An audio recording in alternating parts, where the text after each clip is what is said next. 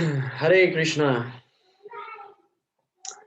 Om Jnana Timirandasya Jnananjana Sadakaya Chakshurunmilitam Jena Tasmai Sri Gurave Namaha Sri Chaitanya Manobhistam Stapitam Jena Bhutale Swayam Rupa Kadamahyam Dadati Swapadantikam Vandeham Sri Guru Sri Yuta Padakamalam Sri Gurun Vaishnavamsha Sri Rupam Sagrajatam Shahagana Ragunatam Vidam Tam Sajivam Sadvaitam Savadutam Parijana Sahitam Krishna Chaitanya Devam Sri Radha Krishna Padan Sahagana Lalita Sri Visakanvitam Cha He Krishna Karuna Sindhu Dinabandhu Jagatpate Gopesha Gopika Kantha Radha Kantha Namostute Tapta Kanchana Gaurangi Radhe Brindavaneshwari Vrishabhanu Devi Pranamami Hari Priye Vancha Kalpatarubhyascha Kripa Sindhuvya Evacha Patitanam Pavanebhyo Vaishnavebhyo Namo Namaha Jaya Sri Krishna Chaitanya Prabhu Nityananda Sri Advaita Gadadhara Srivas Adi Gaura Bhakta Vrinda Hare Krishna, Krishna Krishna, Hare Hare, Hare Rama, Rama Rama, Hare Hare. Mukam karoti vachalam pangam hayate girim jat kripa tamaham vande. Sri Gurun Dinataranam Paramananda Madhavam Sri Chaitanya Ishwaram. Hare Krishna. So welcome all the devotees here. Come back again to our Bhakti Sastri class. So we will be having 2 hours session uh, and once a week. Yeah. So every Wednesday we'll have 2 hours class. So today we'll be discussing the chapter 18, text 13 to text number 40. So in the previous class we were discussing about karma yoga. So actually basically the chapter 18 we are uh, we'll be discussing again what we had discussed in the previous chapters. Yeah. So in the last class, in the previous class, we're discussing about mainly the first 6 chapters of the Bhagavad Gita about karma yoga.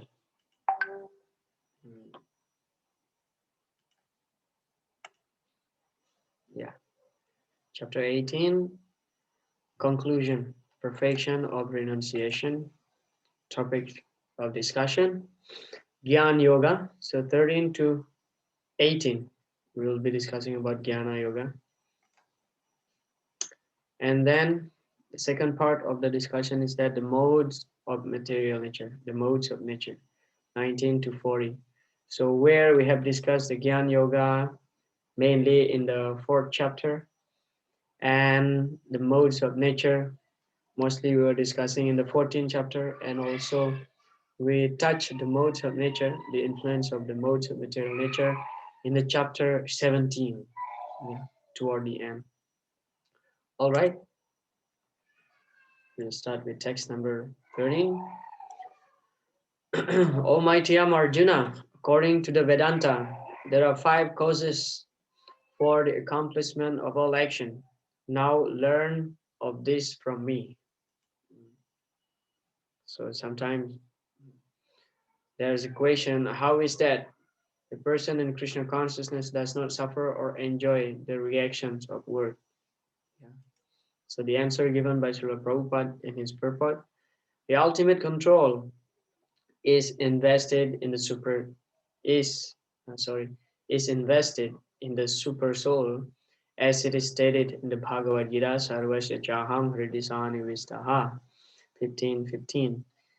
He is engaging everyone in certain activities by reminding him of his past actions, and Krishna conscious acts done under his direction from within yield no reaction. So those who are engaged in Krishna consciousness, they don't create good or bad result. materially speaking, but they simply getting a transcendental punya. So it does not mean that we don't create some punya when we act in Krishna consciousness. We do create some punya, but not material punya by which we can be elevated to the higher planetary system, like in the heavenly planets or even up to the planets of Brahma. But that activities is actually giving us transcendental punya by which we can elevate our consciousness and develop love for God. So in that way, actually, we don't get any reaction when we act in Krishna consciousness or when we act according to Krishna's desire, Krishna's order through the spiritual master, of course. So we don't create bad or good result, yeah, materially speaking, because Krishna is beyond the three modes of material nature. So also service to Krishna beyond beyond the modes of material nature. Therefore, it is called transcendental. It transcends the three modes of material nature. Text number 14. The place of action, the body, the performer, the various senses, the many different kinds of endeavor, and ultimately the supersoul. These are 5 factors of action. So these are the 5 factors of action. First one is that the body, the gross body, the performer refers to the spirit soul, the various senses, like there are 11 senses, Pancha Buddhindriya, Pancha Karmendriya, and the mind. The many different kinds of endeavor, yeah, endeavor should be there. And ultimately the super soul. Yeah, this is um, the most important factor, I would say like that, because without the sanction from Krishna, so not even a blade of grass can move, right?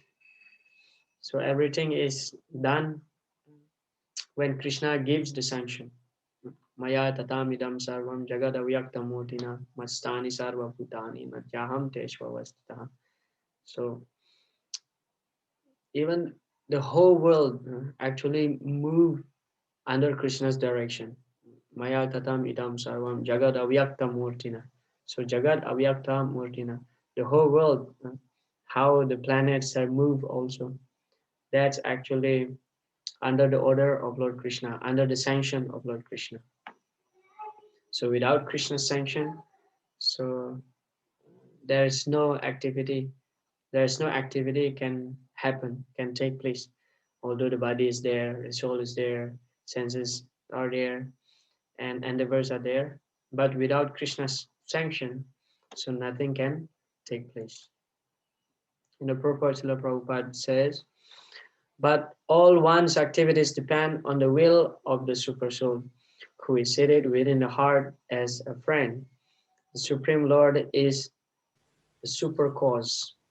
Under these circumstances, he who is acting in Krishna consciousness under direction of the Super Soul situated within the heart is naturally not bound by any activity. So the same point Srila Prabhupada mentioned as in the previous verse. Those in complete Krishna consciousness are not ultimately responsible for their actions. Everything is dependent on the supreme will, the super soul, the supreme personality of Godhead. So basically this purport same as in the previous one, stating that those who are acting in Krishna consciousness will not bear any good or bad result because it is transcendental. And ultimately, Krishna is giving the direction for those who are surrendered to Krishna. So Krishna is responsible. Aham tvam sarva papebhyo mokshayasami ma sucha. Krishna says that I guarantee that there is no sinful reaction will touch you, O Arjuna, provided that you must surrender to me. So these are the 5 factors of action. So sometimes I personally think also that if, you know, ultimately we are not the one who is causing something to happen, right? Ultimately Krishna is the one. Krishna is the one who sanctions everything, and therefore something may happen, something may take place. But then why we have to be responsible if something bad happened? Why we have to get the karmic reaction? Sometimes I ask this question to myself. So the answer is that actually because we insist Krishna, we want something happen, bad or good. So we want something happen. So because we have some minute independency, and out of Krishna's love, and he sanctions that. So that will take place, good or bad, we will be responsible for our actions. It is not that Krishna doesn't care with whatever may happen. So he cared, and actually he tried to, remind us. He tried to, what do you say this? He tried to warn us. He tried to warn us that actually this is not good for you. Just like a small child, no matter how the parents may give good advice, because of the nature of the children being so obstinate, being so rebellion, so he want to try something. Uh, and sometimes we also, as an adult, we know something bad is not good, but still we want to do it. So we have some sense in our mind, in our thought, in our heart, that actually this is not good. It is not good, but still we may do it. We may do it because we are so rebellious in nature. And however, Krishna should sanction that because love, because his love for us. Yeah, text number 15. Whatever right or wrong action a man performs by body, mind, or speech is caused by these five factors. Prabhupada mentions. The word right and wrong are very significant in this verse. Right work is work done in terms of prescribed direction in the scriptures, and wrong work is work done against the principles of the scriptural injunctions. But whatever is done requires these five factors for its complete performance. So there are two types of activities. One is right one, and the other one is wrong one. Pravritincha, nivritincha. So pravriti and nivriti. Pravriti means when we know what to be done. That means when we are following the scripture. So that's the right one. And then the wrong one is that when we act against the scriptures. Text number 16. Therefore, one who thinks himself the only doer, not considering the five factors, is certainly not very intelligent and cannot see things as they are. Although the material causes are the place, the worker, the endeavor, and the senses, the final cause is the Supreme, the personality of Godhead. Therefore, one should see not only the four material causes, but the supreme efficient cause as well. One who does not see the supreme thinks himself to be the doer. Prakriti kriyamanani gunai karmani sarvasa. Ahankar vimudatma kartaham iti manyate. So this is called ahankar or false ego. So when one thinks that I am the doer because of my endeavor, something happened because I have some effort, because I put some certain amount of effort, so something happened. And because I'm using my senses, I'm using my body. So those who are thinking that I'm the doer, so he's actually in illusion. But actually, ultimately, everything is done by Krishna. But however, if something bad happened to us, again, we have to think that we cannot blame Krishna. We cannot blame Krishna if something bad happened to us due to the reaction of our activities. So we cannot blame Krishna.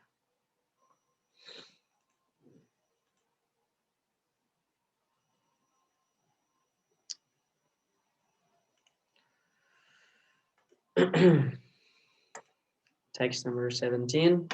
One who is not motivated by false ego, whose intelligence is not entangled, though he kills men in this world, does not kill, nor is he bound by his actions. So in this way, actually, Krishna is trying again and again, trying to encourage Arjuna to fight on behalf of himself, of Krishna, on behalf of Krishna. So when we act on behalf of Krishna, so even though fighting seems to be very uh, nasty, very cruel, when we kill somebody, you know, so that's like very ghastly scene. It's very cruel. But when we act under the order of Krishna, as Kshatriya in the case of Arjuna, so that's fine because he's doing his duty under the direction of Lord Krishna. So, as Krishna mentioned here, though he kills men in this world, he does not kill. Well, ultimately, come back to the second chapter again about the Sankhya Yoga, that Nahanyate hanyamani sarire. So when the body is slain, when the body is killed, the real identity, the spirit soul, does not kill. So similarly, like this. But it does not mean that we are encouraged to open a slaughterhouse. To open slaughterhouse. Actually, Srila Prabhupada, he had many debates on this. He had many debates on this. Although the spirit soul is eternal, nobody is being killed and nobody is killing. Yeah, but still, opening a slaughterhouse is a big sinful activities, and that will bring the world into devastation because it is not sanctioned in the scripture.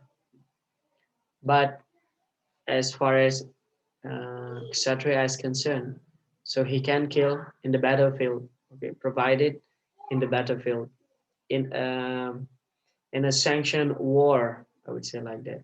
Srila Prabhupada, he explained like this. So when a military man comes to the battle and fight and kill the opposite soldiers, so he will be glorified, and his general or his captain may honor him and give some gold medal. But if he is doing killing out of his own whims, nobody order him to do killing, and then he just kill one person, so he may be punished. So similarly, like this also, when it is needed in a war, a kshatriya devotee, he can fight and he can kill as many as possible, because he's fighting on the order of Krishna. And especially in the case of Arjuna, he was directly ordered by Krishna to fight. So there's no reason for Arjuna to be afraid of being affected by sinful reactions.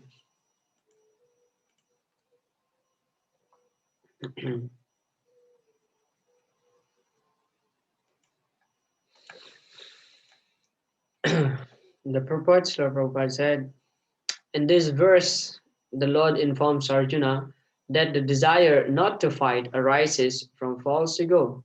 Arjuna thought himself to be the doer of action, but he did not consider the supreme sanction within and without. If one does not know that a super sanction is there, why should he act? But one who knows the instrument of work himself as the worker and the Supreme Lord as the Supreme Sanctioner is perfect in doing everything. Such a person is never in illusion. So we find the verse in the 11th chapter. Nimitramatam Bhavya Savya Sachi. So Krishna asks Arjuna, Hey Savya Sachi, Arjuna, so please just be my instrument. Actually, all these people killed, already killed. Therefore, when Arjuna was seeing the universal form, the Virat Rupa, there actually he saw that all, like his grandfather, Bhishma, Drona, uh, Karna, his cousin brothers, the Kauravas, they are all actually crushed by the teeth, by the gigantic teeth of the uh, Virat Rupa. So in this way, actually, they already uh, destined. They already destined to die. So Arjuna just need to act as Krishna's instruments. Because one of the reason why Krishna is doing it, because he wanted to glorify his devotees. Krishna can kill everybody very easily using his Sudarshan chakra. Yeah. But in order to glorify his devotees, so Krishna is giving the chance to the Pandavas, especially to Arjuna, to kill all these miscreants. Just like how when Krishna, Arjuna, and Bhima, they came to Jarasandha and then challenged Jarasandha. Actually, Krishna can kill Jarasandha very easily, but somehow Krishna made a situation by which Jarasandha chose Bhima to kill Jarasandha. So we can see, as if Bhima, he helped Krishna to kill Jarasandha. But actually, Krishna just wanted to give the credit to him, to Bhima, that how powerful he is, and everybody glorify him. Text number 18, knowledge, the object of knowledge, and the knower are the three factors that motivate action. The senses, the work, and the doer are the three constituents of action. Any work done by any human being has three elements. Before one acts, there is some impetus, which is called inspiration. Any solution arrived at before work is actualized as a subtle form of work. Then work takes the form of action. Yeah.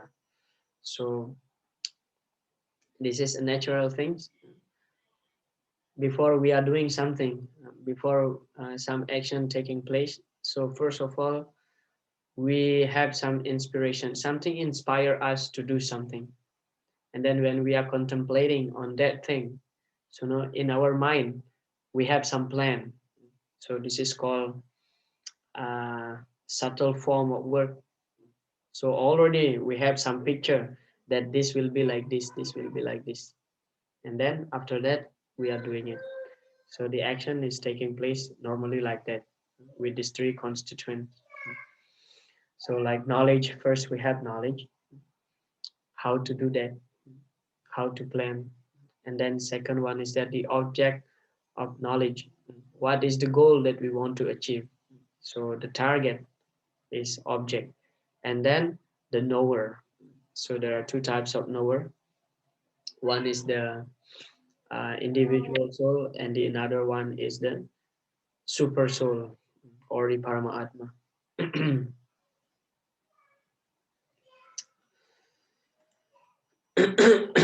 Text 19.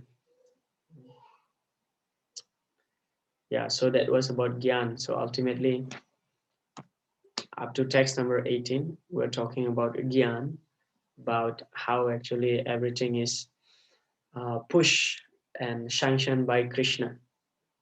Sanctioned by Krishna. And we actually should act accordingly to satisfy Krishna. If we want to be free from any good or bad reactions, so we have to act in the transcendental path. Otherwise, if one is bewildered, sometimes we get allured by higher, higher types of enjoyment in the higher planetary system. So in this way, we are acting in a karma kanda, acting as karma kandis. But when we act on behalf of Krishna, that means when we perform devotional service, then we are free from good or bad reactions. So the point here is that Gyan means knowledge, and what is that knowledge? Transcendental knowledge, by which actually this knowledge can help us to be free from the entanglement of the material clutches. Because the principle in this material world, we cannot be idle. We cannot be idle. We cannot be inert. Somehow or other, we want to do something. That's why we are talking about work, work, work, action, action, action in this discussion, because we have the senses, and the nature of the senses is always active. Mm. Because the spirit soul within is always active. So therefore, we cannot avoid work. So the best work is that working in Krishna consciousness. So that is called Gyan, transcendental knowledge, by connecting everything to Krishna. Text number 19. So here we will be talking about the three modes of material nature. According to the three different modes of material nature, there are three kinds of knowledge: action and performer of action. Now hear of them from me. The purpose Srila Prabhupada mentioned in the 14th chapter, the three divisions of modes of material nature were elaborately described. In that chapter, it was said that the mode of goodness is illuminating, the mode of passion, materialistic, and the mode of ignorance, conducive to laziness and indolence. All the modes of material nature are binding. They are not sources of liberation. Even in the mode of goodness, one is conditioned.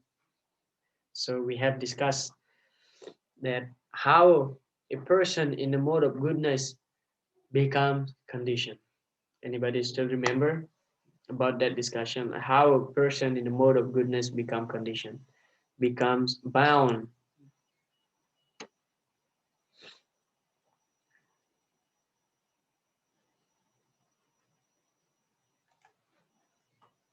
Anybody still remember? Of course. Prabhuji, Hare Krishna. Yes. Voice got cut. Sorry? Voice got cut, Prabhu, sometime back. Oh, my voice got cut. Okay. So here, Srila Prabhupada mentioned that even in the mode of goodness, one is conditioned. So in the previous classes, we have this the discussion that how people in the mode of goodness they become entangled. Okay.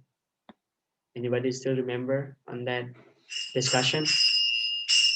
Of course, in the mode of passion, they are too, rajasic and lusty, and then they becomes bound by their material desire. In the mode of ignorance, darkness, so they becomes bound by laziness. Then how people in the mode of goodness becomes bound in this material world. Hare Krishna Prabhuji, I will try. Yes, like I think because of the more, of course, the three modes, three are like a ropes only. Either it may be compared as a gold, either passion is compared to the silver, and then it's a third one is like Rajasic is like a iron or bronze. But anyway, but still these three are also ropes. Either we have been bound either with the gold rope, or but still that is a rope. So but the tara, we have to come out of these three modes. So to come even to practice the devotional service, one should be in the sattva guna. And slowly should elevate to the suddha sattva guna. And in the people, those who are in the sattva guna, they may be out of the knowledge and the pride. They may be attached to the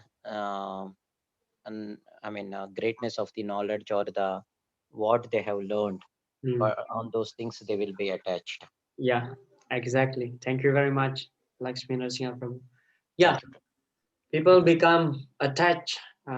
People become bound in this material world, even when they are situated in the mode of goodness, because actually the mode of goodness, people love to study, love to do some research, and if they don't try to elevate themselves to the platform of Krishna consciousness, so by such knowledge, material knowledge, they becomes proud. Now proud is actually the symptoms of the mode of passion. So now from goodness they slowly degraded to the mode of passion. So that's how they becomes brown. Hare So Krishna. yes, Rishi Kumar Prabhu. Also, Prabhu, all the three modes are the product of material nature, and the soul is transcendental. Mm, So it cannot be, it should not be binded into the in the modes of material nature, basically, mm. or the product of material nature. It should Correct. be above all the materialistic things, and it should be situated in transcendence. Mm. My response, yeah, thank you very much, Rishi Kumar Prabhu. My response to that, yes, that's true. Yaya samohito jiva atmanam trigunatmakam paropi, paropi, paro api. We are beyond the three modes of material nature. The spirit soul is transcendental because mamai vamsa jiva loke jiva bhuta sanatana. We are part and parcel of Krishna. So originally, we are transcendental. So originally, the three modes of material nature cannot bind the soul. But our position now is that just like we are dreaming, just like we are dreaming. So all this, you know, entanglement is actually just like a dream. But however, we are experiencing it as if it is really happening, and we really put into illusion, and we feel that yeah, we are being hampered and we are being kicked by Maya in every step. Srila Prabhupada gave the example, just like when somebody is dreaming being chased by a tiger. So what happened when somebody is being chased by a tiger in a dream? So that person is actually really suffering and afraid, and really afraid, as if the real tiger is there, but actually there is no tiger. So it is because of the ahankar, because of the ahankar, because of the false ego, and also because of the upadi. Ahankar and upadi. Ahankar means false ego. So we are falsely identifying ourselves with the body, and upadi means designation. I am this, I am that, I am a man, I am a cat, I am a dog. That's how Srila Prabhupada explained. So yeah, the spirit soul is always pure. Spirit soul is, untouched. What is that verse? Nainam chindanti sastrani, nainam dahati pavaka, na chainam kledayanti apo, na sosayati maruta. So the spirit soul is untouched by all these things, not by weapon, by fire, by water, by the wind.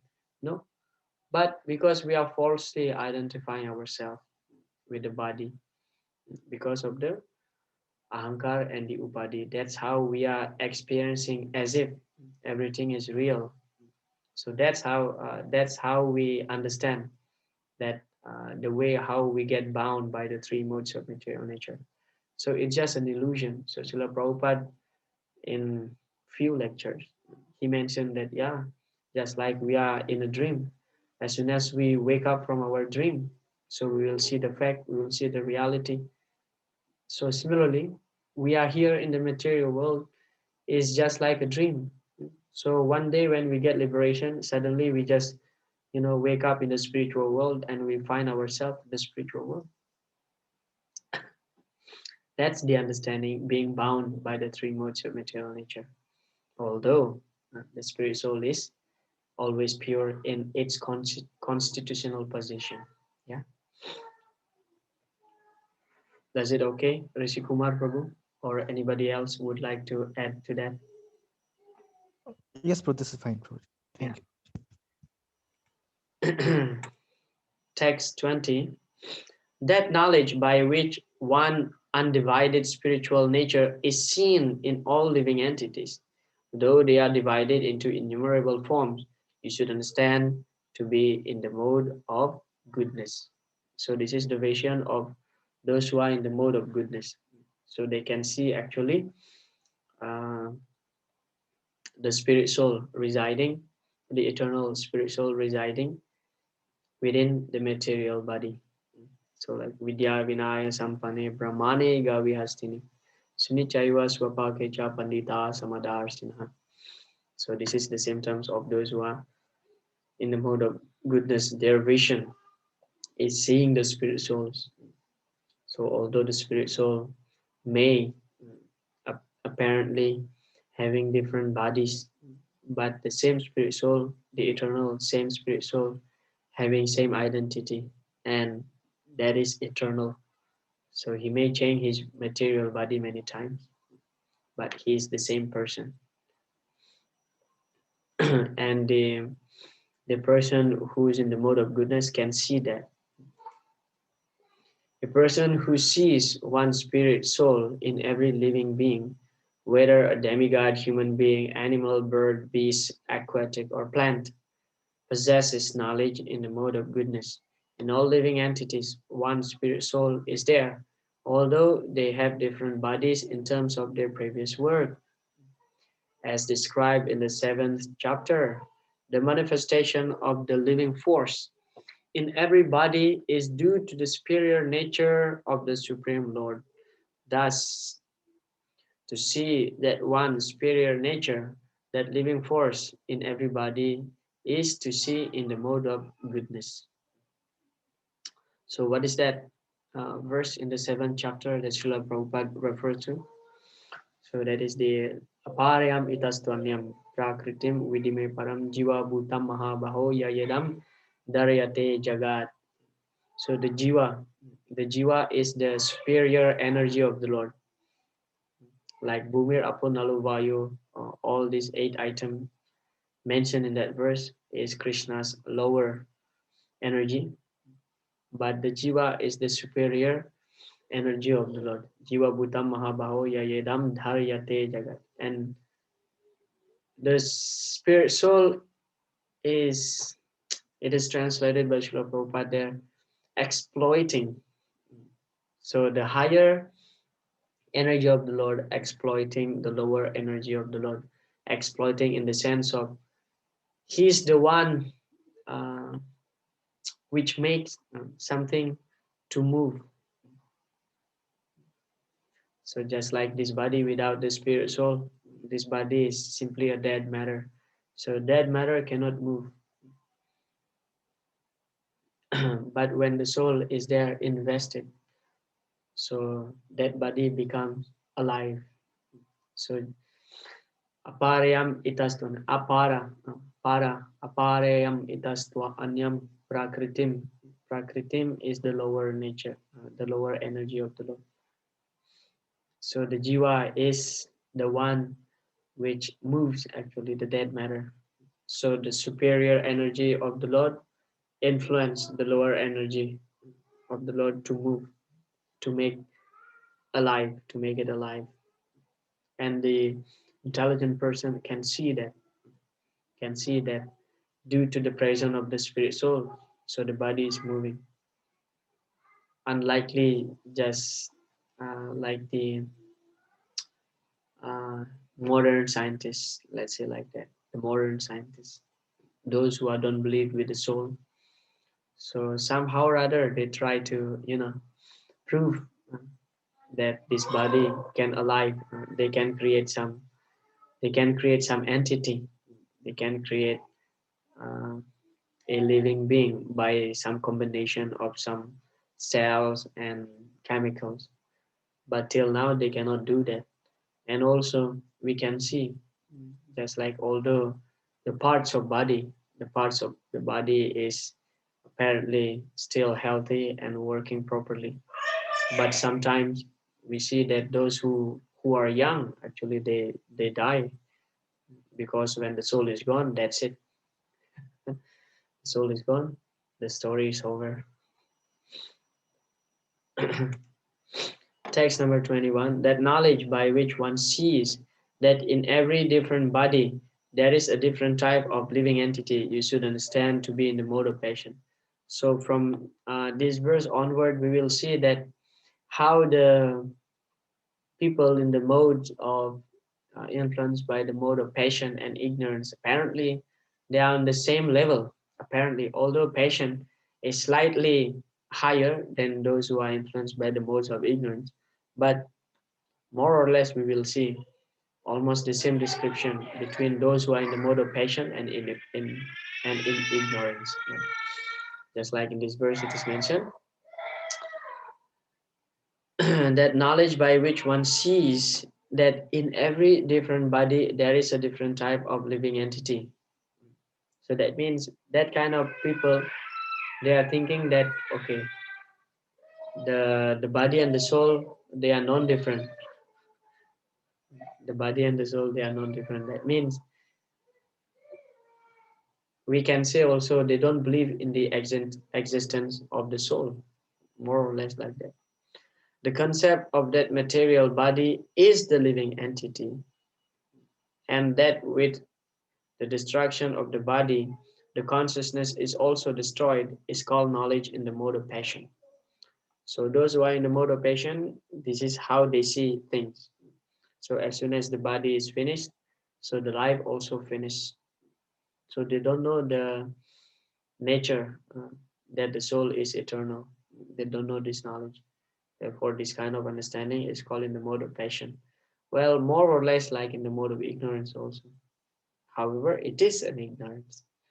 According to that knowledge, bodies differ from one another because of the development of different types of consciousness. Otherwise, there is no separate soul which manifests consciousness. The body is itself the soul, and there is no separate soul beyond the body. So this is the vision of those who are in the mode of passion. So they cannot differentiate between the body and the soul. And text number 22. And that knowledge by which one is attached to one kind of work as the all in all without knowledge of the truth, and which is very meager, is said to be in the mode of darkness. The knowledge of the common man is always in the mode of darkness or ignorance, because every living entity in conditional life is born into the mode of ignorance. Yeah, especially in Kali Yuga. Yeah, Kalo Sudra Sambhavaha. So Sudra is influenced by the modes of ignorance, darkness. So this knowledge, Srila Prabhupada put the quote mark here, that this knowledge is actually not real knowledge. Because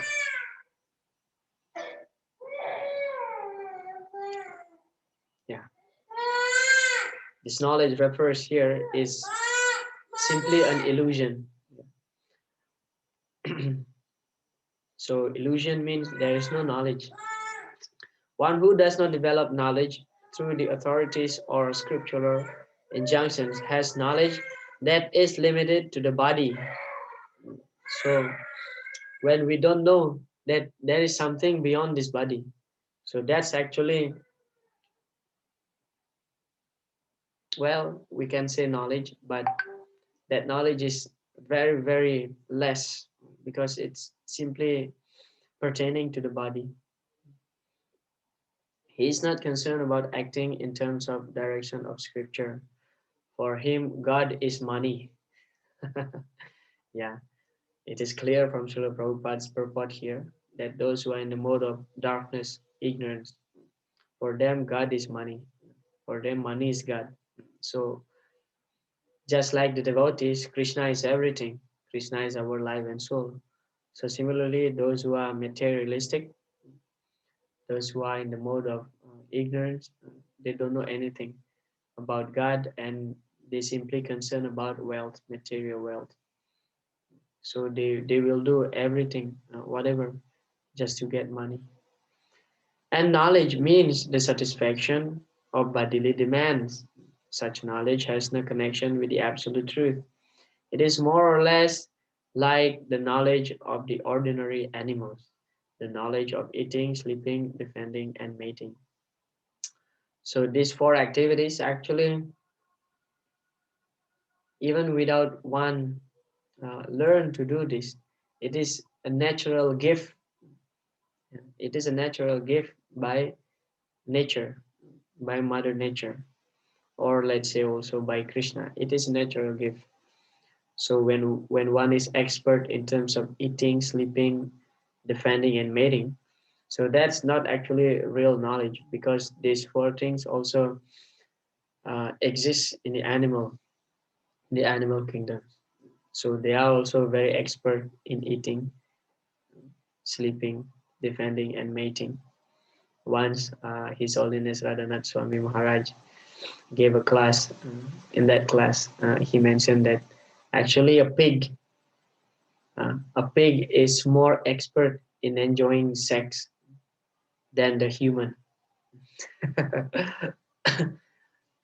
Maharaj continued by saying that when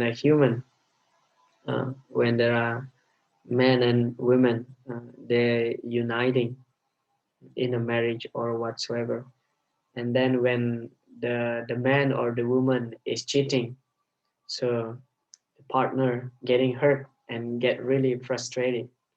But the pig, because they are animal, because the pigs, they are animals, so they don't have this sense of discriminating. Okay, she's my wife or he's my husband. There is no such a thing in the animal kingdom. So when his mate, let's say like that, his mate, the she pig, uh, goes to another pig, so this pig is okay. This pig is okay, carry on his life peacefully and search for another sea pig. So in that way, Maharaj mentioned that the pigs, they are more expert in enjoying sex than the human, because human will get frustrated, the animals they don't. So when one is expert, having some knowledge in terms of these four activities, so that's actually not real knowledge, because that's a natural gift. So everybody has this tendency. Somehow or other, we will find a way how to survive. Somehow or other, we will sleep. Of course, the human, they wanted to enjoy these four things: eating, sleeping, mating, and defending in more sophisticated way. Just like we are inventing a very soft bed to be, nicely sleeping. But then, because you are working very hard, you have to get up early in the morning for your job, and you come back at late night. But how much you can sleep? Some people, they are sleeping on the way, on the bus, in the train. In the train, I have seen this many times, in a bus. So we see that actually not very comfortable to sleep while sitting. So your neck, your back, all parts of the body will get painful. But when you feel so tired and sleepy, wherever you are, you just fall asleep. But you know still we are expecting that we want to sleep in such a nice bed, soft bed like this. So this is not real knowledge. That's the point that Srila Prabhupada is making here, because these four things actually, they are naturally given to all living entities. Text number 23. That action which is regulated and which is performed without attachment, without love or hatred, and without desire for results is said to be in the mode of goodness. This is more or less like in the second chapter, Karma Niyavadikara state verse. So, Makarma Pala Hetur. So don't uh, think that the result of our activities caused by us. So in this way, if we have this knowledge, we will be free from the entanglement of the material nature. So of course, we see here in Srila Prabhupada's purport, he equates actually Krishna consciousness activities in the mode of goodness. But as we know that Krishna consciousness activities are transcendental. Sagunan samatit yaitan brahma bhuyaya kalpate. So it is beyond the mode of goodness. It is in a platform of Visuddha Sattva. Yeah, but Srila Prabhupada, we see here. Regulated occupational duties, as prescribed in the scriptures, in terms of the difference, in terms of the different orders of division of society, performed without attachment or proprietary rights, and therefore without any love or hatred, and performed in Krishna consciousness. You see, Prabhupada mentioned here, and performed in Krishna consciousness for the satisfaction of the Supreme without self-satisfaction or self-gratification are called actions in the mode of goodness. Yeah. So I was shocked when I was reading this purport, how Srila Prabhupada, he equates Krishna consciousness activities uh, and activities in the mode of goodness.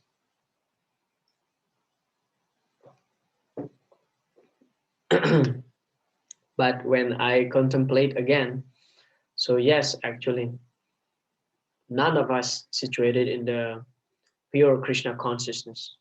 None of us. Well, maybe some of you, but I'm not. So at least the mode of goodness will help us. That's why Srila Prabhupada mentioning here about the Varnashram system. Yeah, the different orders of division of society. So this is refers to the Varna and Ashram. Yeah, the four Varnas and four Ashramas. This will help us actually. That's why Srila Prabhupada, he wanted the Varnashram, because it helped us to be situated in the mode of goodness.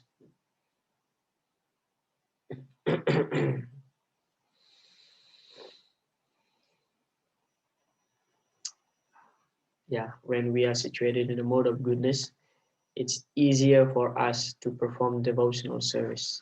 Yeah. Just like we feel always enthusiastic, get up early in the morning. So being friendly, these are mode of goodness. Being jolly, no complaint, this is mode of goodness. And that will help us very much to advance in Krishna consciousness. Yeah, next one, text 24. But action performed in great effort by one seeking to gratify his desires, and enacted from a sense of false ego is called action in the mode of passion. Yeah, so sense gratification, material desires, these are the symptoms of mode, a person who is influenced by mode of passion. We have some ambition, material ambition, rajasic. Text number 25. That action performed in illusion, in disregard of scriptural injunction, and without concern for future bondage or for violence or distress caused to others, is said to be in the mode of ignorance. One has to give account of one's action to the state or to the agents of the Supreme Lord called Yamadutas. Irresponsible work is destructive because it destroys the regulated principles of scriptural injunction. It is often based on violence and is distressing to other living entities. Yeah, so this is ignorance. Krishna in the 16th chapter, he mentioned, what is it? Etam drishtam avastabhya nastat mano alpabuddhayaha prabhavanti ugra karmanam ksayaya jagato hitaha.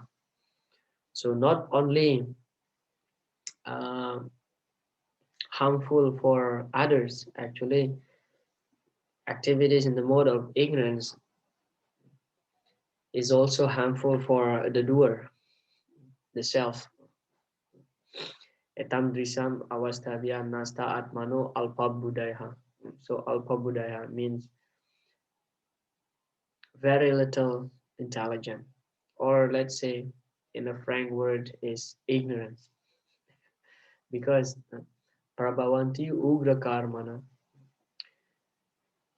In a modern day society, we see that the so-called modern advancement is actually leading us to the destruction of the world. Prabhavanti ugra karma, because all these activities are, you know, ugra karma activities, which is not according to the scripture. So ugra karma basically means destructive activities or sinful activities. Prabhavantyugra karmanam ksayaya jagato hitaha. So it's just simply destroying the world, the whole world. Therefore, it is mentioned here that uh, mostly this kind of activities seems to be violence and create suffering to others. So this is mode of ignorance.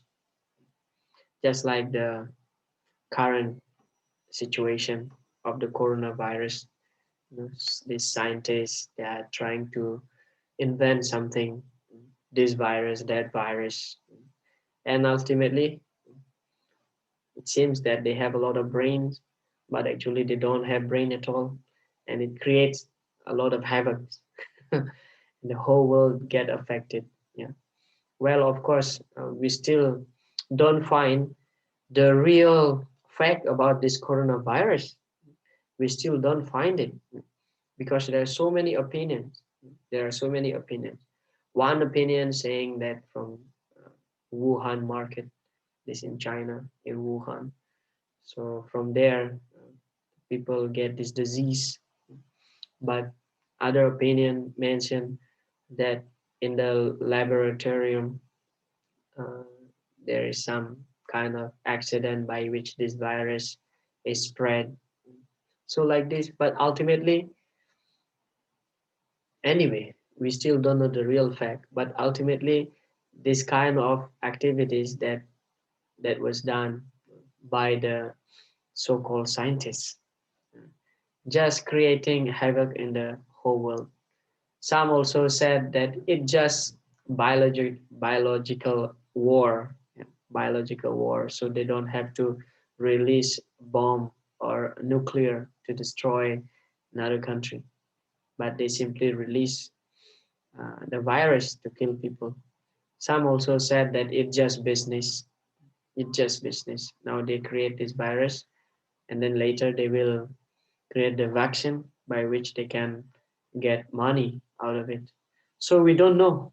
We don't know what is the truth about this coronavirus. Some saying that it's just fake news. In fact, here in Mayapur, nobody care with the coronavirus now. Everybody is moving so freely without mask, no social distancing, and nothing is happening. If we see in the early days of the coronavirus, in the early days, yeah, in the early days of the coronavirus, when the news still hot, you know, there are so many videos showing that people just collapse on the street. People just collapse on the street. Whether it is true or not, we don't know. Whether this and this statistic also, whether it is true or not, there are millions of people, you know, affected by virus and thousands of people die. Well, as if there's no death before. But of course, we still have to take a precautions. But the point here that I'm making is that so-called advancement, those who have knowledge seemingly, such as the scientists, they simply, you know, taking advantage of others by harming others. So this is ignorance actually. Text number 26. One who performs his duty without association with the modes of material nature, without false ego, with great determination and enthusiasm, and without wavering in success or failure, is said to be a worker in the mode of goodness. This verse is very confusing for me. Honestly, very confusing for me. If you see the first line here, it is mentioned that one who performs his duty without association with the mode of material nature. But mode of goodness, you think it is not one of the three modes of material nature? It is three modes of material nature. So I don't know. I'm very confused about this verse.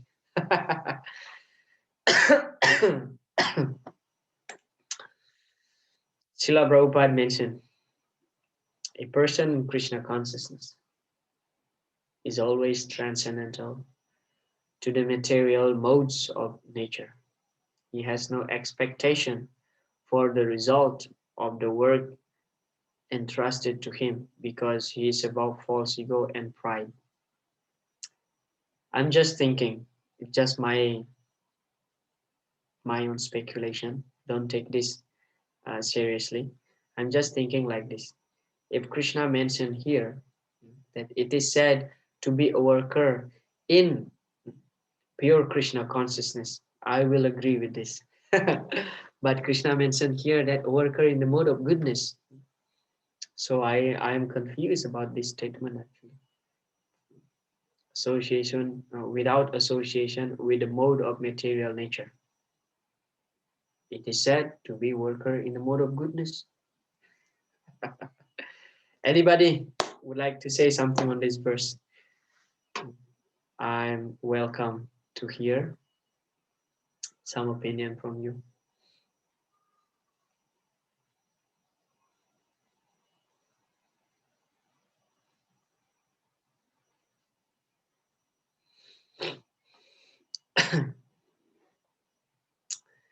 Okay, nobody would like to say something. But the point here is that without false ego, with great determination, enthusiasm, without wavering in success or failure.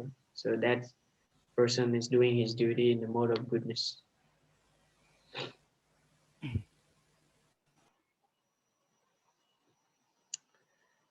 Still, yeah, Kumudaksa Prabhu, you want to say something?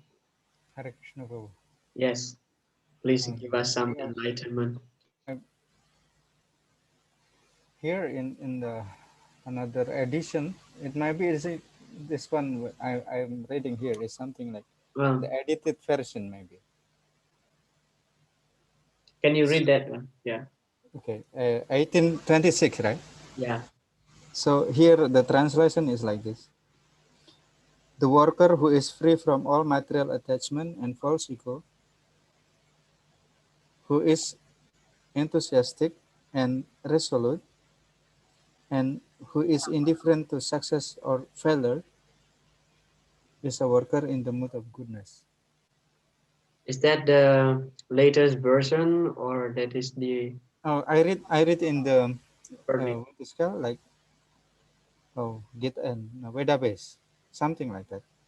Okay, so it is mentioned there that person who is doing his duty without attachment.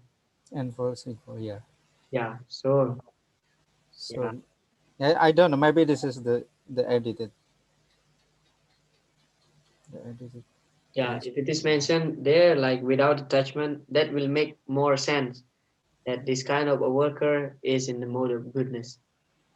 But if it is mentioned like this, without association with the modes of material nature, then mode of goodness itself is one of the three modes of material nature. But thank you very much, Kumudaksa Prabhu, for sharing that one.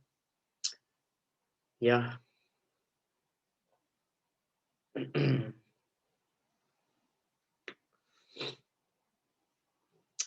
Still, he is always enthusiastic till the completion of such work. He does not worry about the distress undertaken. He is always enthusiastic. He does not care for success or failure. He is equal in both distress and happiness. Such a worker is situated in the mode of goodness. Let me check just 1 minute in the Gita base that I have in my phone, what it is mentioned. 1826.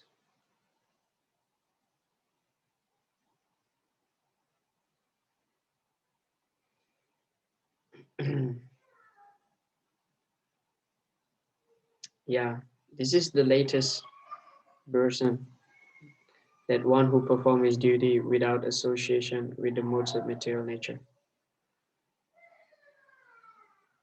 But compared to the Srila Prabhupada original translation, the worker who is free from all material attachments, yeah, and false ego, yeah. So free from all material attachment. That was Srila Prabhupada original translation to this verse. Yeah, it's good sometimes we have to refer back when there is something confusing. We have to refer back to Srila Prabhupada's original translation. Sometimes Srila Prabhupada's statement is already clear, but somehow or other we want to show our learning and make some little change. And this has happened, well, at least from my end, I got confused. But thank you very much, Kumudaksa Prabhu, for informing that. Yeah.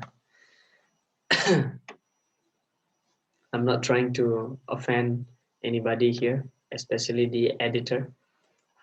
But Srila Prabhupada, one time, he mentioned to Jagadish. Jagadish was, at that time, when Srila Prabhupada still present, he was the in charge of the BBT. He told Jagadish that don't change any of this, because whatever already printed, so let it be like that. Tadvag visargo janataga viplavo yasmin pratislokam abadavat. Just like the Srimad Bhagavatam, we see that the story of the Srimad Bhagavatam is not always chronological. It's jumping from one story to another story. But Tadvag Visargo Janataga Viplavo Yasmin Pratishlokam, because it is contained the pastimes, the names, the quality of the Supreme Lord. So that will give a lot of purification and change people's heart. So similarly, Srila Prabhupada's word is actually dictated by Krishna. Srila Prabhupada himself mentioned that. Srila Prabhupada one time, not one time, but many times, but there was one occasion when Srila Prabhupada was reading his own book, his commentary on the Nectar of Instruction, and he was relishing that. And then his disciple asked Srila Prabhupada, Prabhupada, you wrote this book. Why do you reading it? Why are you reading it? Srila Prabhupada said, whatever I mentioned in this whatever word that I put here, whatever I mention in this book is actually directly dictated by Krishna. So I'm not reading my own commentary, but I'm enjoying what Krishna says through myself. So yeah, Srila Prabhupada clearly mentioned that don't change because when we change so many times, we are thinking that we want to improve because we are thinking that sometimes Srila Prabhupada's grammar is imperfect, but because his word is empowered, so let it be like that. That's my personal opinion. I don't want to offend anybody here, especially the editor who's working so hard in BBT.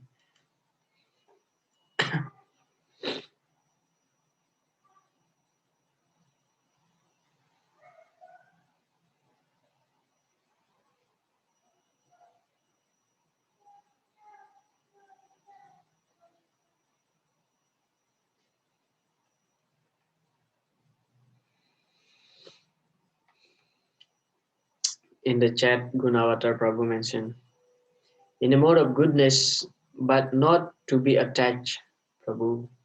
Just we say, not just Brahmana, but Vaishnava. We act on Varna and Ashram, but we have to be detached. Or I said, just like play drama on the stage. Yeah, just like we are playing drama on the stage. So not to be detached. That means we understand our identity. When we are playing drama, we understand our real identity as such and such. But on the stage, we have to act perfectly. So similarly, we carry on our duty without any material attachment. So that's the mode of goodness. Thank you very much, Gunavatar Prabhu. So we shall carry on. Text number 27. The worker who is attached to work and the fruits of work, desiring to enjoy those fruits, and who is greedy, always envious, impure, and moved by joy and sorrow, is said to be in the mode of passion. Prabhupada said, a person is too much attached to a certain kind of work and to the result because he has too much attachment for materialism or heart and home, wife and children. Such a person has no desire for higher elevation in life. He is simply concerned with making this world as materially comfortable as possible. He is generally very greedy, and he thinks that anything attained by him is permanent and never to be lost. Such a person is envious of others and prepared to do anything wrong for sense gratification. Yeah, this is completely in the mode of passion. In the mode of passion. Diva charte hayara jan kutumba bharane nava. So the only concern is that how to maintain my home, my family, my children. Kutumba bharane nava. I have to work hard to maintain my family. Whatever such person will do to gratify his senses ultimately by seeing his family members happy, so he becomes happy. By seeing his relatives living comfortably, so he derives sense gratification from that. So his only concern is that is simply sense gratification. And Prabhupada mentioned here, he is generally very greedy. Trividam narakasedam dwaram nasanamatmana kama krodas tata lobhas. So kama krodas tata lobha. Lobha means greedy. Kama. Actually, krodha and lobha arises from kama. When kama is fulfilled, so one becomes greedy, wanting for more. When kama is unfulfilled, he becomes angry. So kama, krodha, tata, lobha. From kama appear, from kama appear anger and greed. From lust, both ways, fulfilled and unfulfilled. Fulfilled will lead to greediness, unfulfilled will lead to anger and frustration. Tasmat etat trayam tyajan. So one must give up these three things. Otherwise, these three things will lead us to the gate of hell. Text number 28. The worker who is always engaged in work against the injunctions of the scripture, who is materialistic, obstinate, cheating, an expert in insulting others, who is lazy, always morose, and procrastinating, is said to be a worker in the mode of ignorance. This is the mode of ignorance, being lazy, slow, morose, and this is actually one of the worst one is that procrastinating, keep delaying something, snoozing the alarm. This is the mode of ignorance. This has happened many times to myself. Set up alarm 3 o'clock in the morning. So when the alarm ringing, so I just open my eyes and then look at the phone. Okay, maybe just 5 minutes more. So tap the snooze button for 5 minutes, and then this first snooze is actually leading to another snooze.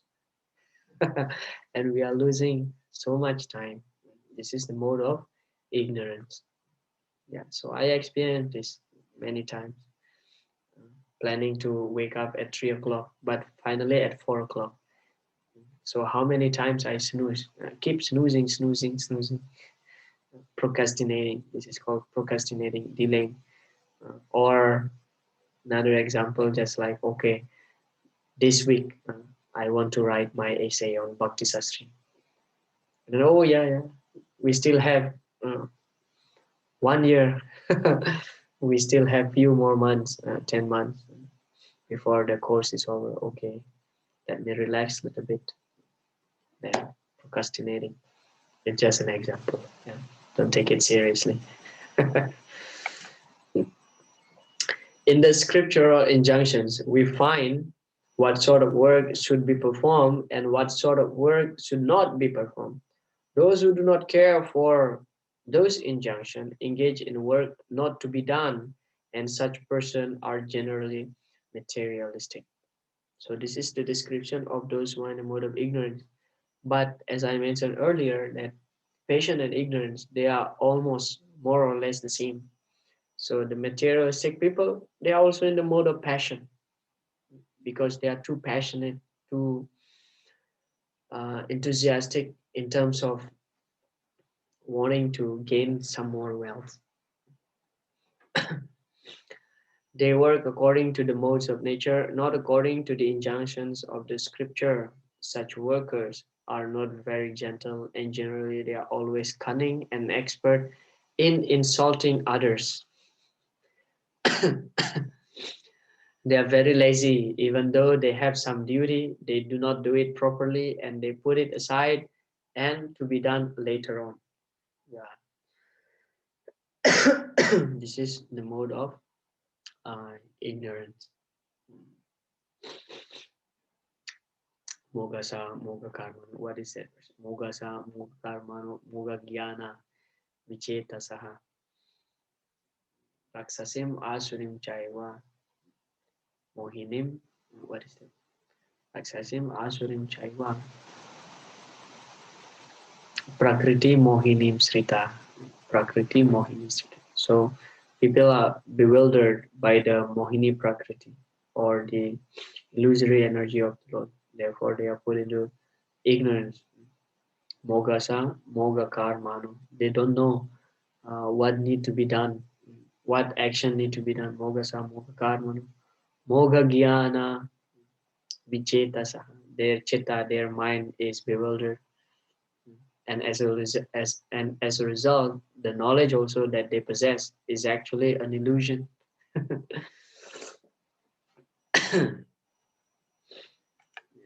Text number 29. O winner of wealth, now please listen as I tell you in detail of the different kinds of understanding and determination according to the three modes of material nature.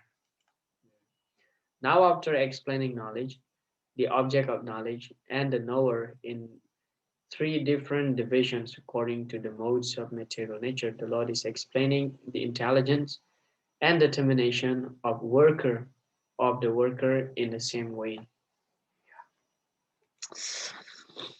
Osanoprita, text number 30. Osanoprita, that understanding by which one knows what ought to be done and what ought not to be done, what is to be feared and what is not to be feared, what is binding and what is liberating, is in the mode of goodness. So those who have this vision, this understanding that pravritim cha, nivritim cha, what need to be done and what not supposed to be done, what is bringing good for others. So this is the nature of those who are in the mode of goodness. What is binding, what is liberating. Performing action in terms of the direction of the scriptures is called pravriti, pravriti marg. This is the path of liberating, following the scriptures. This is called pravriti. Or executing actions that deserve to be performed, and actions which are not so directed are not to be performed. This is called nivriti. One who does not know the scriptural direction becomes entangled in the actions and reactions of work. Understanding which discriminates by intelligence is situated in the mode of goodness. Yeah, I think this verse is clear.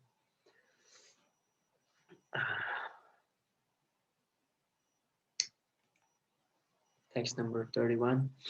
Osanoprita, that understanding which cannot distinguish between religion and irreligion, between action that should be done and action that should not be done, is in the mode of passion.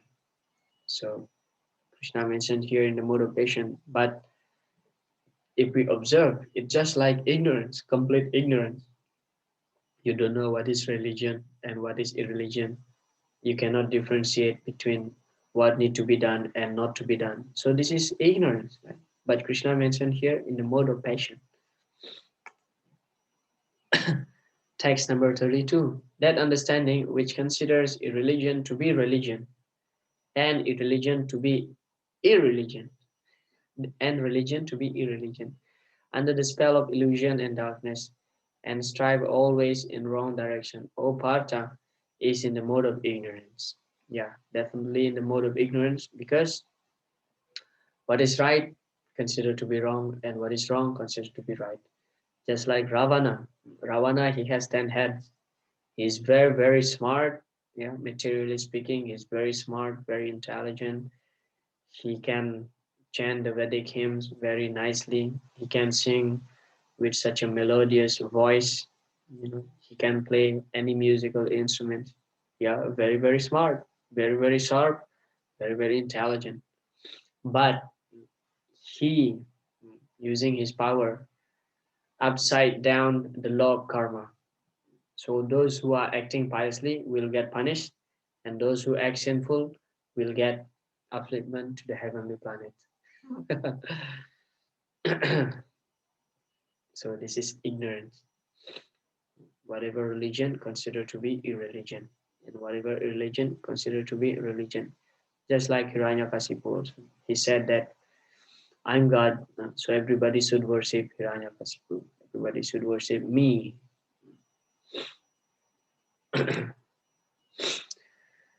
Intelligence in the mode of ignorance is always working the opposite of the way it should. Yeah.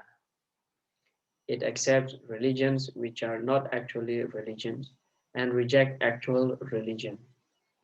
Man in ignorance understand a great soul to be common man and accept a common man as a great soul. They think truth to be untruth and accept untruth as truth. So this is like, upsiding down everything. Right becoming wrong, wrong becoming right, religion to be irreligion, irreligion to be religion. So like this, people in a mode of ignorance, they cannot appreciate the great soul. Rather, they think rascal number one to become a great soul.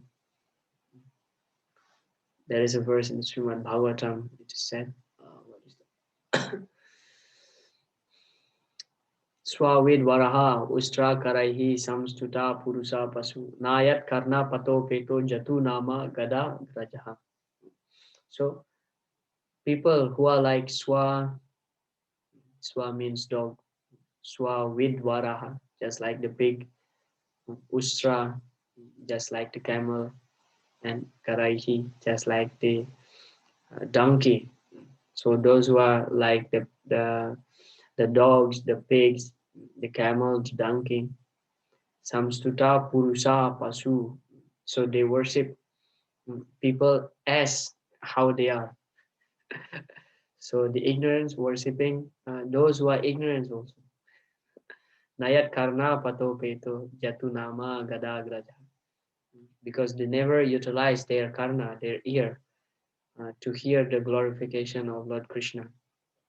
Therefore, they are taking somebody very cheaply as great soul. Somebody was telling me that some people in India, they are worshipping Amitabh Bachchan.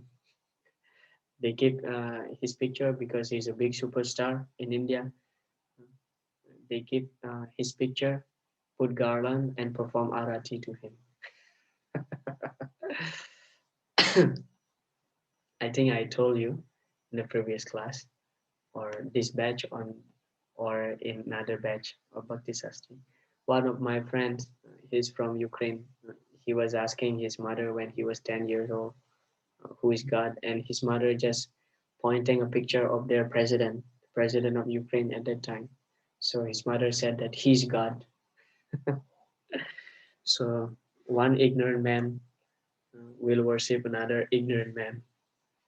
Then that's completely in ignorance. Text 33, Osanoprita, that determination which is unbreakable, which is sustained with steadfastness by yoga practice, and which thus controls the activities of the mind, life, and senses, is determination in the mode of goodness. Yoga is a means to understand the Supreme Soul, one who is steadily fixed in the Supreme Soul with determination, concentrating one's mind, life, and sensory activities on the Supreme Soul, engages in Krishna consciousness. That sort of determination is in the mode of goodness. So again here, Srila Prabhupada equates Krishna consciousness activities to be in the mode of goodness.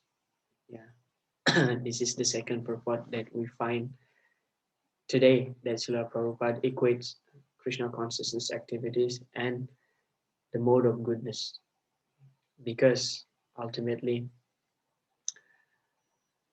Krishna consciousness activities more or less similar, just like in the activities in the mode of goodness. But the only difference is that we add Krishna in that activity. Because like people in the mode of goodness, they are friendly, they are compassionate, charitable, things like this. But if Krishna is missing, so that's simply in the mode of goodness. But when Krishna is added, so that becomes transcendental Krishna consciousness activity. So seemingly the same, like being nice to others, charitable, compassion, lovely, friendly. So that's mode of goodness.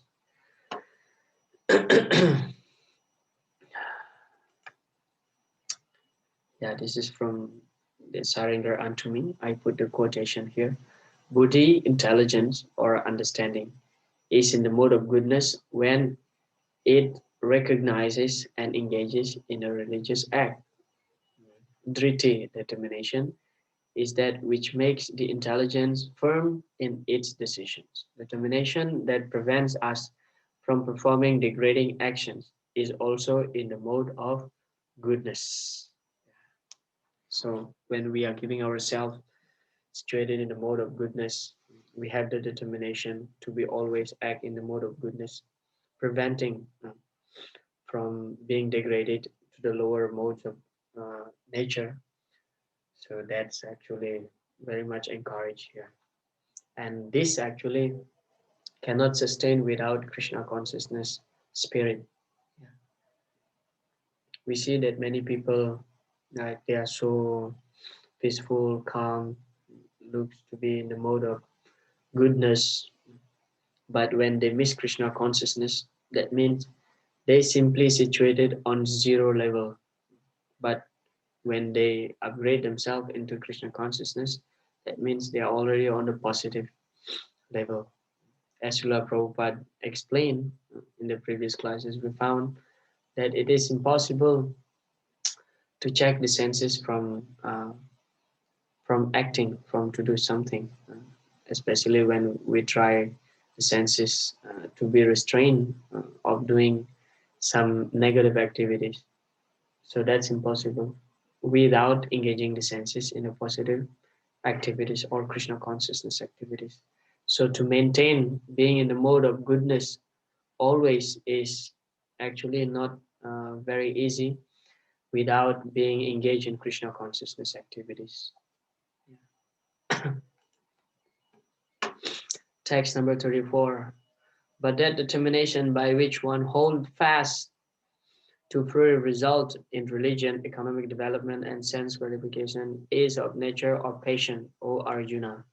Uh, just like so many great demons we found in the history, like Hiranyakasipu performing some severe tapasya austerities with such a determination, his body was finished, eaten by ants, remaining only his bone. Such a determination, because he's wanting some sense gratification, economic development, power, just like Vrikasura Also, he was performing sacrifice to please Lord Shiva by cutting his own flesh.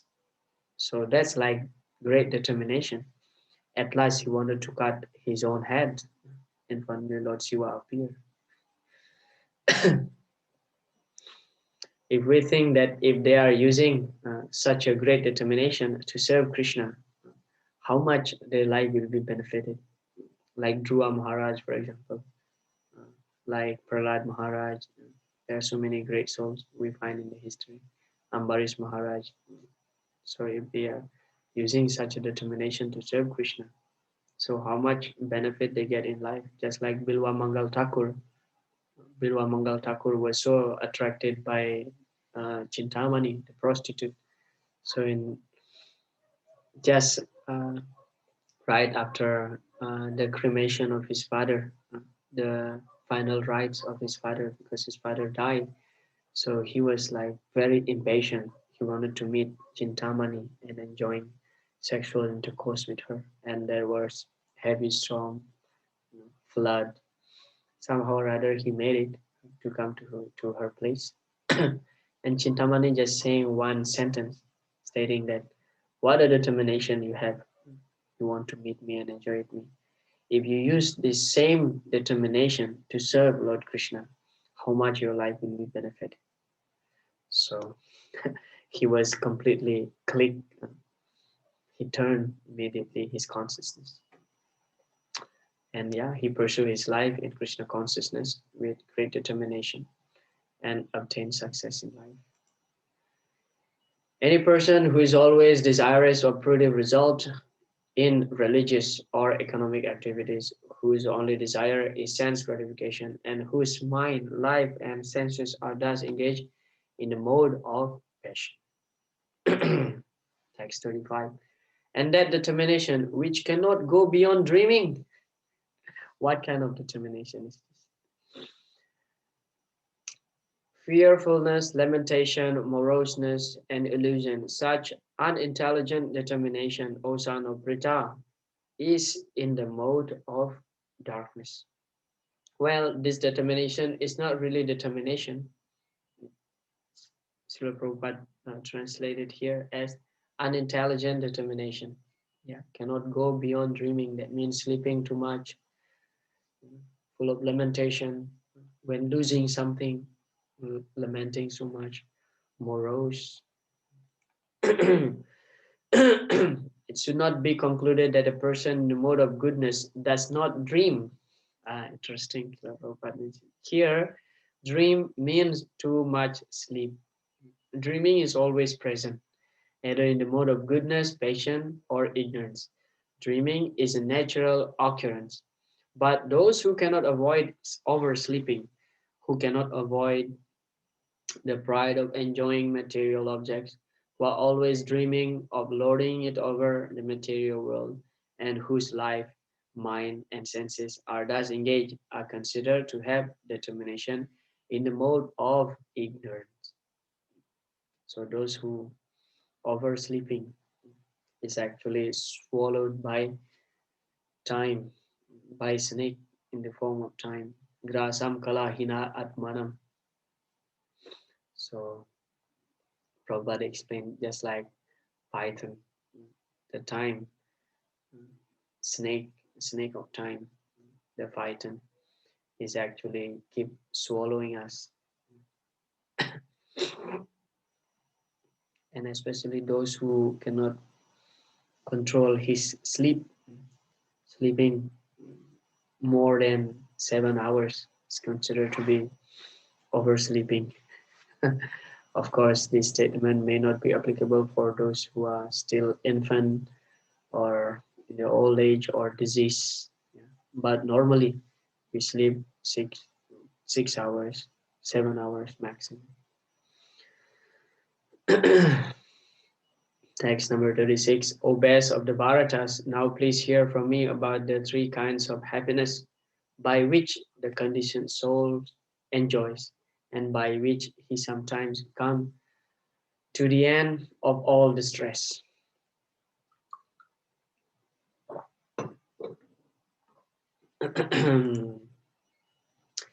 A conditioned soul tries to enjoy material happiness again and again. Yeah, this is the purpose of this material world created. One of the purposes is to give us enjoyment. Although in most cases, such enjoyment simply lead us to frustration. But still, again and again, we are wanting, just like the gross example in the modern day societies, marriage and divorce. Divorce is something common nowadays. Yeah, it is something common, even among the devotees, sadly speaking, even among the devotees. Yeah. So like that, when a couple uh, they are fighting and finally divorce, must be in their mind they are thinking, never again I will get married, never again. But then after some time, again getting married, divorce, again go to another woman, divorce again. Again and again, we are being tempted to enjoy. We are keep hoping, we are keeping our hope that, oh, maybe with this one will be nice. Finally, oh, I choose the wrong one. Okay, next one. So this is the nature, the nature of the material world, the nature of the eyes, the nature of the senses, the nature of the mind. Always think that the grass in another side of the fence always look greener. Thus, he choose the truth. So he chewed the truth. So already married again, divorced, married again, divorced. So chewing the truth. Matirna Krishna Parata Swatova. Mito Vipadyeta Grihavratanam Andanta Gobir Visatam Tamishra Puna Puna Charvita Charvananam. So Puna Puna Charvita Charvananam. Again and again, chewing the truth. That's like nasty. Well, that's actually refers to the repetition of birth and death, entering the womb of one mother and again die, and then enter again to another womb of mother. So this is doing the same business again and again, just like an ignorant person would fall to the same ditch again and again. But sometimes, in the course of such enjoyment, he becomes relieved from material entanglement by association with a great soul. Yeah. Moksha dwaram apavritam. The path of liberation is open when we associate, when we start associating with the devotees. What is that? Satam prasangan mama virya samvido bhavanti hrit karna rasayana katha tajo sanad aswa pavarga. Tajo sanad aswa pavarga vartmani. Apavarga means liberation. Pavarga means bondage. So when we associate with the devotees, satam prasanga, the path of liberation is open. In other words, a conditioned soul is always engaged in some type of sense gratification. But when he understands by good association that is only a repetition of same thing, and he is awakened to his real Krishna consciousness, he is sometimes relieved from such repetitive so-called happiness. Yeah. So as devotees, we are expected to know the fact that, oh yeah, I have been born in this material world so many times. So just like in the Srimad Bhagavatam, in the sixth canto, we find Chitraketu Maharaj. Yeah, Chitraketu Maharaj, he begot a child finally, he begot a son, although he was destined not to have a son, but he was forcing Narad Muni and Angira Rishi, who came to visit him, that he wanted a son. And finally, they performed yagya, and he begot a child, he begot a son. But soon after that, the son died. And then he was lamenting. Narad Muni came again and then invoked the same spirit soul to enter to that body, and then that baby in that body, yeah, that soul, that body of a baby, he spoke to Maharaj Chitraketu by saying, because Maharaj Chitraketu mentioned that, oh, you are my son, this and that, and the child replied that, well, I don't know whether you are my father or not, because I have been having so many fathers, so many mothers in my previous life. I have dog mothers, dog fathers, pig fathers. Now somehow or other I become a son of a king. But am I really this body? Yeah, identity. This identity. I am the son of such and such. So in that way, actually, by the association of Narad Muni, he becomes uh, illuminated by transcendental knowledge. Of course, in the beginning, Narad Muni, he didn't immediately enforce the transcendental subject matter to Maharaj Chitraketu because he was not ready. Just like Janakya Pandit mentioned that if we try to feed a venomous snake with a milk, it simply increases the poison. So similarly, if we try to give good advice to a fool or those who are in illusion, simply enrage his nature, his anger. So better to wait when somebody is calm. So this is also a technique, preaching technique, that when we have to say something, that's very important. Text number 37. That which is in the beginning may just like poison, but at the end is just like nectar, and which awakens one to self-realization is said to be happiness in the mode of goodness. Yeah.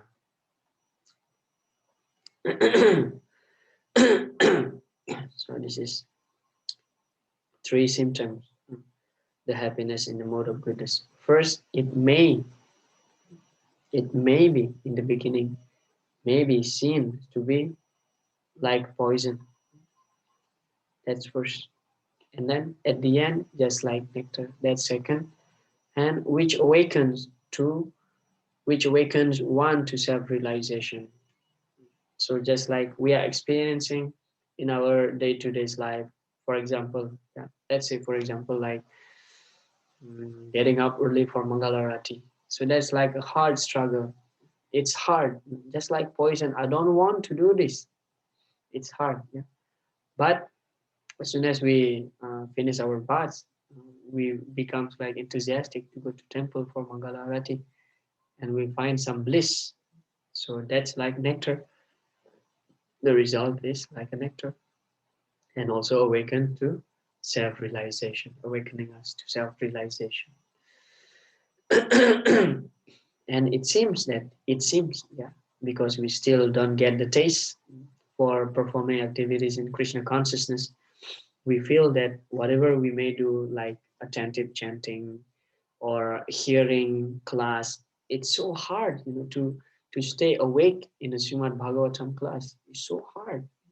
Many people, many devotees just fall asleep during the Bhagavatam class.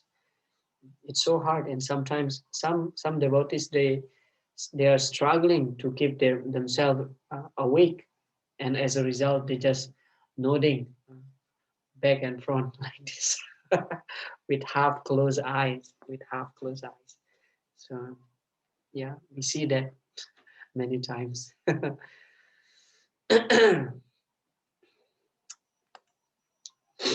In the pursuit of self-realization, one has to follow many rules and regulations to control the mind and the senses, and to concentrate the mind on the self. All these procedures are very difficult, bitter like poison. But if one is successful in following the regulation and comes to the transcendental position, he begins to drink real nectar and he enjoys life. Just like in the beginning, we may don't find it that chanting Hare Krishna is such a blissful thing, especially when we have to chant our rounds very attentively. That's like a hard struggle. But as Srila Prabhupada mentioned here, but when one is successful in following the regulations, so we come to the transcendental position and we start relishing that the holy name is so sweet, just like nectar. Then in that way we can enjoy our chanting. So in the beginning we don't really enjoy our chanting, but when we already succeeded following these rules and regulation, so that becomes our habit and we become habituated, and we can find we start finding that, yeah, chanting is so sweet. Just like also listening to the Bhagavatam class or Bhagavad Gita class or any Krishna Katha, any discussion about Krishna. In the beginning, we may don't find it interesting, but the more we hear, actually, the purification take place, and we hanker more to listen about Krishna Katha, and in that way, we can enjoy life. We can enjoy life in this way, in Krishna consciousness. Text 38. That happiness which is derived from contact of the senses with their objects and which appears like nectar at first but poison at the end is said to be of nature or passion. A young man and a young woman meet. Yeah, this is a common example given by Srila Prabhupada. So in the beginning appears to be like nectar, just like sexual intercourse. Mm. Yan maitunadi grihamedi sukam hitucham kandu yanena karayor iwadukka dukkam. So kandu yanena karayor iwadukka dukkam. Prahlad Maharaj said, just like we are scratching the itch on our skin. So in the beginning it appears like so nice nectar, but as we scratch, blood appears. So similarly, sexual intercourse also like that. So in the beginning it may be giving some pleasure, but when we do it in the regular way with so many different people, elicits connection, so that will give us some disease, dukkha, suffering. And actually, recently, just few days ago, one very senior devotee, he told me that actually when we try to control our senses from enjoying the senses, more happiness we get, more enjoyment we get when we control our senses. That sounds like bewildering, but the analysis is like this. When we control our senses, actually more enjoyment we get. It's not about quantity, but here we are talking about quality. For example, like I love to eat pizza, for example. But if I eat pizza 3 times a day for a week, so there's no enjoyment actually. I will feel like I feel boring with pizza 3 times a day for 1 week. Pizza, pizza, pizza, pizza. I feel boring. There's no more interest with pizza. I want to try rice and dal. Yeah. But when I eat pizza, let's say once in a month, for example, like that. So at that time when I eat pizza, I really enjoy it. I really relishing it. So we are talking about quality of the enjoyment. So sexual intercourse also like that. If someone having everyday sexual intercourse, so he will feel like there's no enjoyment in sexual intercourse. But if he's doing it once a month or once a year even, yeah, so he will feel more enjoyment. So because the quality of the enjoyment is different. So that's in terms of material enjoyment. But in Krishna consciousness, it's different thing. The more we do it, the more enjoyment we get. That's Krishna consciousness enjoyment. Text number 39. And that happiness which is blind to self-realization, which is delusion from beginning to end, and which arises from sleep. Again about sleep here. Laziness and illusion said to be of the nature of ignorance. One who takes pleasure in laziness, in sleep, and in sleep is certainly in the mode of darkness, ignorance. And one who has no idea how to act and how not to act is also in the mode of ignorance. So the example that comes to mind is that just like Kumbhakarna is enjoying sleeping months, for months. There is no happiness either in the beginning or at the end. For the person in the mode of passion, there might be some kind of ephemeral happiness in the beginning and at the end distress. But the person in the mode of ignorance, there is only distress, both in the beginning and at the end. Last one, there is no being existing. So I have three questions. Okay, so What are the three symptoms of happiness in the mode of goodness?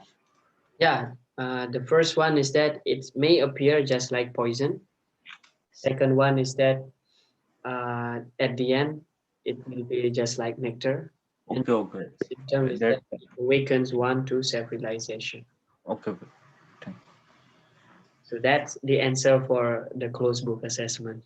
you. Yeah. The last verse, there is no being existing, either here or amongst the demigods in the higher planetary systems, which is free from these three modes born of material nature.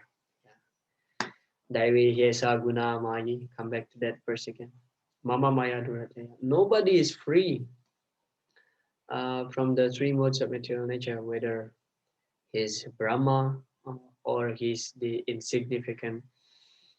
And everybody is being bound, being influenced by the three modes of material nature, because this is the place of Maya, Maya Sakti, Krishna's illusory energy, material nature. What is that verse? Golokanamni Nijadamni Tale Chatasha Devi Mahesha Haridama Sute Sutesha. So Devi Dham, we are situated in the Devi Dham. Durga is the meaning of Durga itself is guard. So this place, this material universe, material nature is guarded by Durga. So the three modes of material nature is Krishna's illusory energy. Unless we are situated in the transcendental platform, there is no being, as it is mentioned here. Even here among the demigods, even in the planetary system, they still influenced by the three modes of material nature. Just like Lord Brahma, he got lusty upon seeing his own daughter. He was chasing his own daughter, and of course, like great demigods like Indra, for example. Yeah, so they are also influenced by the three modes of material nature. There's no uh, loophole. Well, the only loophole by which we can come out is Krishna consciousness activities. Okay, the Lord here summarizes the total influence of the three modes of material nature all over the universe. Jai Srila Prabhupada ki jai. Okay. We have about 5 minutes. Whether any final comments or question from this 2-hour session. So we'll be having once a week for 2 hours. Yeah. Okay, regarding Jnana Yoga or regarding three modes of material nature, well, we already discussed this previously. This 18th chapter, just we are revising again, refreshing our mind before we are closing the book. Well, it doesn't mean that once we finish this 18th chapter, we will stop reading the Bhagavad Gita. No. We have to keep as it is in shelf. Yeah. All right. If there is no questions or comment, I would like to thank you very much for still able to follow our regular Bhakti Sastri classes. Yeah. out of 30 students in the beginning. So all of you who are here actually having such a determination, being patient, very patient. Okay, thank you very much. See you.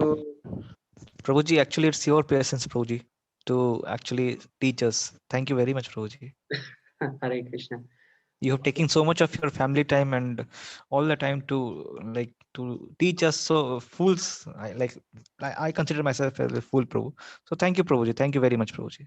Thank you for your encouragement. Thank you so much, Prabhuji. Thanks for taking echo with him, Prabhuji.